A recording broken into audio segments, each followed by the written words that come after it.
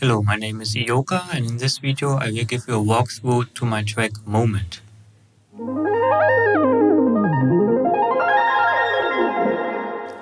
Okay, so this is a track from a new EP. It was the first one, but I totally reworked, remixed and remastered it because I wasn't quite happy with it anymore. This was mainly due to the fact that I changed my work progress a lot because I usually like to split the three areas of composing. So you have the composition and arrangement step, then the mixing process and the mastering process. And I like to split these processes. And I did it so that I finished the composition process and I bounced every track and open a new project and mix these tracks in the project. Then I bounce the master bus and worked with the single track and mastered the single track. So three different processes and really separated from each other. And also told this to my students because when you're starting with making music, I think it's not bad to do it like this. Because there are some psychological things going on when you're doing all the stuff on your own. Because usually you are the producer, then you give the track maybe to a mixing engineer, and the mixing engineer gives the track to a mastering engineer. This would be the ideal thing to do. But most of the producers are doing, especially also the mixing on their own. And so when you are mixing your own track, it's quite hard to get a distance to your track and to your composition. And maybe you start going back to change the harmonic and melodic and rhythmic things, and you lose the view on the only on the sound, because usually when you're mixing, you're only having the focus on the sound and not on the musical things. So when you're compressing and limiting a lot, the volume proportions are getting changed a lot. So usually the hi-hat and snare, especially the high frequencies, are getting a lot louder. And so you have to go back every time to the composition process and change the volume of the hi-hat maybe, or to the mixing process, mixing step. So this is not so nice, of course. And if you're doing everything in one project, of course you can go back every time to every single step. If you know what's going on while composing, maybe it's after a few years you can maybe control yourself a bit better and not get lost in the details and going back while mixing to the rhythmic and melodic things. So it's not a huge problem. And if you're doing everything in one project, you have more control. And at the end, you will get a way better sound. And exactly this is what happened with my projects. So when in America and a guitar were the first tracks where I did like that. And I think it's normally it's quite a thing that every producer is doing it like that, and nobody is splitting the projects, the steps. But I did it and I liked it. But I think, I'm also experienced now enough that I can do it in one project and it's fine, and I not lose myself in the details. So with this track, the first version was where I splitted these steps, and I wasn't happy with the sound anymore. Of course, it's a track which is sounding a bit old school and nostalgic and stuff like that, but it was sounding just too much like that. It sounded, yeah, it should sound old maybe, but not bad, you know. So I reworked things, added some sounds also, but mostly did a new mix and master. So when you look at this project, just maybe you can hear the main loop for the beginning.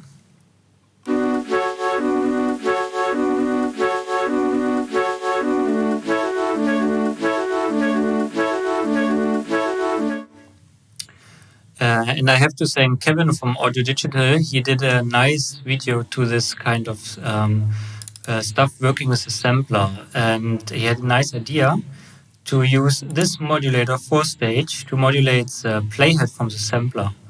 And I have to say, I just copied his settings, the same modulator and also the same sample. But of course, I used another, not of course, but I used another chord structure, so it's sounding quite different. But it was a really nice idea, and I really liked his sound in this video. And I thought, wow, this is so nice, I have to do something with it. And found another chord and liked it. So this is the main part. And if you look at the intro, like my other tracks, this one is also starting with a highly filtered sound, filtered intro. And I did it. I have to look this up, how I did it. Ah, yeah. Again, with the King's microphone plugin, which is adding a really nice sound. And this is just the flute again, but with a lot of reverb. So you're getting an easy pad out of this flute loop. When we look here,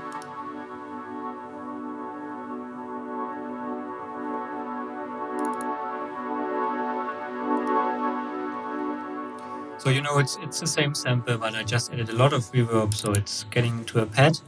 And this stuttering effect I achieved with the Portal, a nice plugin. It's in the beginning, and this track had a lot of feeling of like an old train, and yeah, some nostalgic sounds. I had the idea to add some train arriving sounds.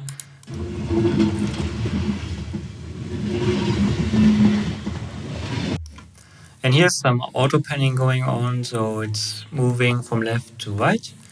And yeah, just building things up into the drop.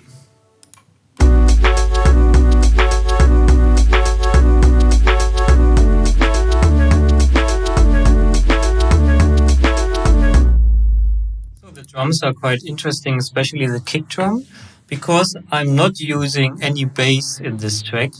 I'm only using a kick. It's a tom, yeah, and I pitch the tom up and down, and so it's getting the two rows of the kick and the bass. And I had in the beginning already the feeling that I can't add any more bass because there isn't room for another bass. So if we have a look at the tom alone, and this and the second part. You can hear the pitching, the pitch sound. Okay, so if we move on, this is what I added after the rework. It's some horn sounds.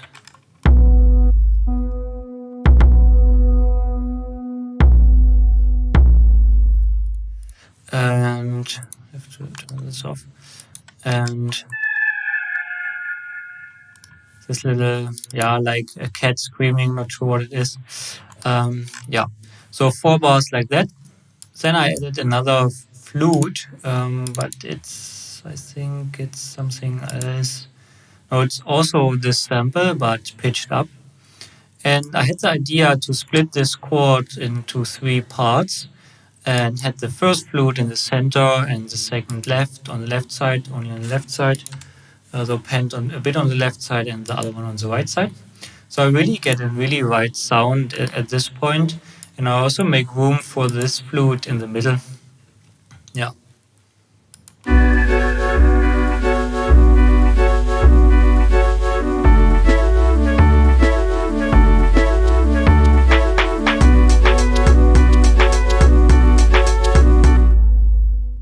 In the rework, I also added or made this bars half the length. So to already make a variation and not have this part like static, then in the first version of the track, it was way too static and way too boring. And so I can make this track half the length and then double the bar. So it's quite easy to do, and yeah, nice variation. So then I have my main part, like 8 bars main part. And then what I usually do, or what I like to do, is to have a little bridge, and then I go into the break.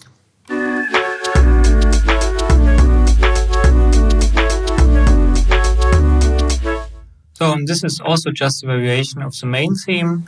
It's like also double the speed. Not sure what I did here, but it's a nice variation. And then I go into the break, and I also what I like to do, and what is really easy to do with this with a drum machine, with a drum. Not sure what it's called in Ableton Live. Um, Drum rack. That I have an attack macro knob here, where I can control all the attack knobs from the samples, from the cells.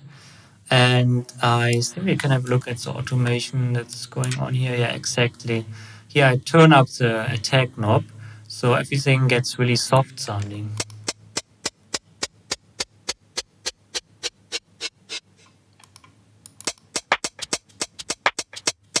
Yeah, exactly. And also I pitch down the hi-hat. And yes, so it's quite nice. I also they're adding another macro with DK sustain release, and I also played with that in this part. So I can shorten the sound or make them longer and stuff like this. So the pad comes in again, and also this train sound, and this new horn theme. And was quite funny how I came to this little melody, because when I listen to my tracks, I have sometimes some music in my ears that I can add, or some melodies, and I try to sing them. And I had the idea to use Ableton Live to record my voice when I am listening to my track and singing these melodies I can add. And then I have the function in Live to convert audio to MIDI, so I can get the notes. It's not really difficult maybe, but it's faster for me to do it like that. And so I had these melodies, quantized them, and yeah, made them pretty, and added this little melody in the break and also in the outro.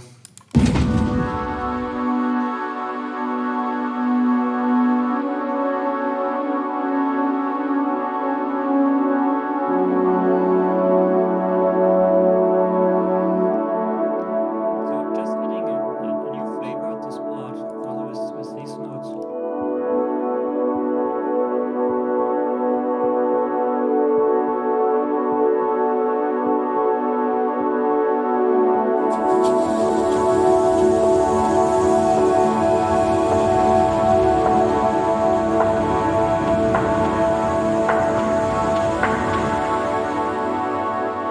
also the train sound comes in again, but now with a lot of reverb. And so you have like a memory of this train, or a far back memory. Yeah. And also you can see the resemblance of these train sounds in the percussion, sounding like a train heavy. Yeah.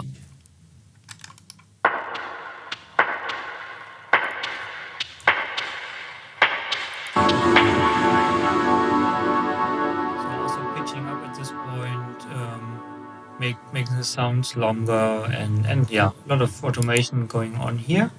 So and yeah, then just a second drop. And yeah, I forget to show you the variation of the melodies. Also, I did after the reverb. I added a little melody over here in to make it a bit more, yeah, to have a new variation.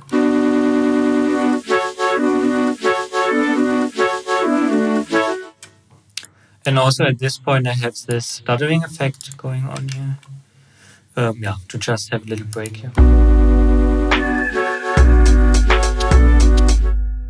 So okay, so we have the second drop here. Here I have also a variation how I make the drop, because here the drop were achieved with some filtering going on.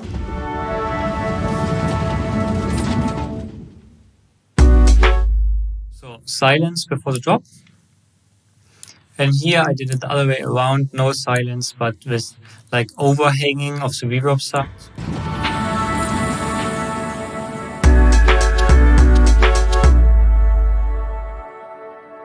So everything fades into the drop. It's also a thing you can do. And I shortened this part a bit because I had the feeling to have 4 bars again would be maybe a bit too much. So I only used the second 2 bars with a little melody going on, because you already know this stuff. And I thought maybe it's I don't need all the 4 bars again. And adding the flute again,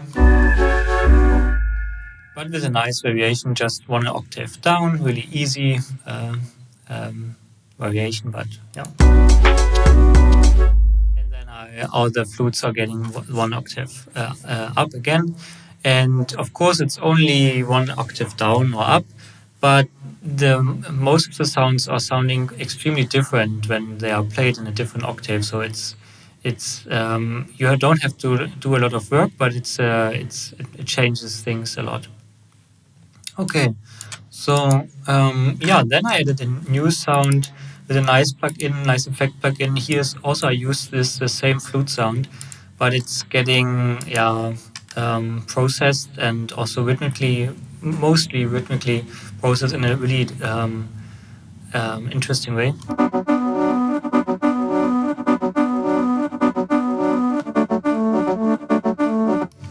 And so on. So I have a new sound here.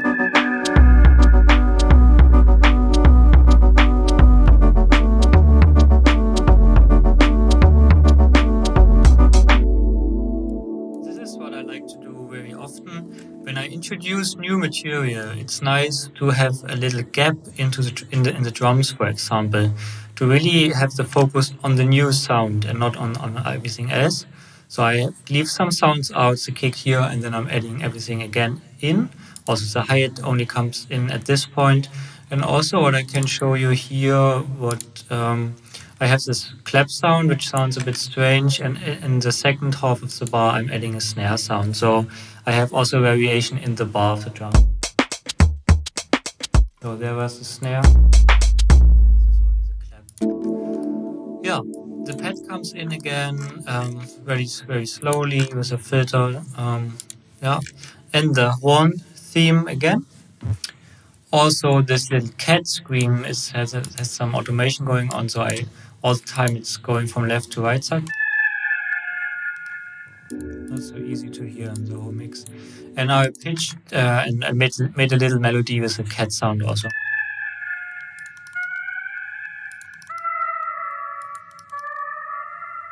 Yeah, it really sounds like a synthetic cat. Okay, so yeah, this is just the outro, and then the track is over. So really simple stuff. Also, the outro sounds quite similar than the intro. So you have the feeling after the outro, then this track starts again, or the second drop comes in again, or the third drop at this point. But it comes not, of course, because the track would be way too long and boring. But I think it's a nice thing to do because maybe you could achieve the feeling for the listener to hear the track again, because they really have the expectation that they expect at this point that the track starts again, but it doesn't. So maybe they're playing it again. So not sure about that. And because I remixed and remastered this track, I also want to show you what I did mixing wise, because there's a lot of processing going on. First of all, this is quite interesting. I added the time shift tool from Bitwig. It would be the track delay enabled live, because I had the feeling that the flute is coming all the time a bit late compared to the rhythm, to the groove. So I made it a bit that it's coming earlier, because it felt a bit slowly. It was quite important for the groove. Usually, when you're doing it, it's a nice idea to make it really extreme, like this on the left side and also on the right side, to get a feeling for the effect, and then you can dial it in, and it's easier to hear what's really changing if you're doing it like this in the first part. Again, I like to use a track spacer, and I use it here in a special way because at this part the flute sounds are, of course, because there are 2 flute sounds, sounding really similar. So I had to give room for the second flute in this one. So when the second flute is going on, the high frequencies are getting dug down a bit. It's really giving room for the second flutes. So nothing other. Yeah, this blur effect is quite nice. It's like stereoizing the sound. A lot of saturation, compression, and stuff like this. And last, I will show you my mastering chain because there's a lot of stuff going on. First of all, I'm using the Lysia Music EQ to really have a nice frequency balance, and it's I also filtered out some frequencies and added some. And what I really like is mid-side mode. So I process the side frequencies a bit differently. Especially, I like to push up the higher frequencies on the side a bit more. And also, I think I made the side a bit louder with this plugin. So really, really nice plugin. After this, I use the pep filter. Normally, I would do it first to correct everything, and then I do the really nice sounding EQ for the broad approach of EQing. But in this way, I did it the other way around because I wanted to um, know what this EQ is doing, and then have a look if maybe still something is a bit off. Also, I added some high frequencies on the side. Low cut is the side frequency is quite important. A really steep low cut for the overall frequencies, mid and side, and yeah, and some correction going on, not a lot. This is quite important for my tracks. I use it on every track. It's in DS or from FabFilter, but I like to use this preset high-end transient limiting. So I get this really smooth, soft sound in the high frequencies, and it's getting rid of this really sharp, impactful frequencies of the hi-hat, for example. Then the Lysia Alpha Master, also a nice mid-side plugin. And also I process the sides a bit differently compared to the mid. Yeah. Also some soft clipping going on. So it's working quite a lot on this track. And yeah, then this is also a nice plugin to make things really loud. Oxford Inflator. Not sure what's going on there. It's a bit a pure acoustic thing, so it's not really like compression, but adding some frequency that are important for loudness. Then two different tape approaches, tape emulations, and FabFilter Pro limiter. I also can show you this nice plugin. This is a free one from TB Pro Audio. And it's quite nice to have a look at different frequency areas and also mid-side areas. So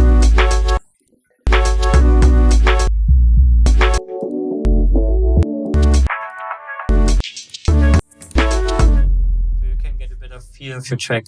Also interesting is the stim knob. It's quite nice to hear your track really, really quiet. If it's possible to hear still every element in your mix when you're listening to this to your track this quiet, then it's balanced, yeah, loudness-wise. Okay, this was a walkthrough of my track Moment. I hope you found it interesting and insightful. This track is available on Bandcamp. You'll find a link in the description.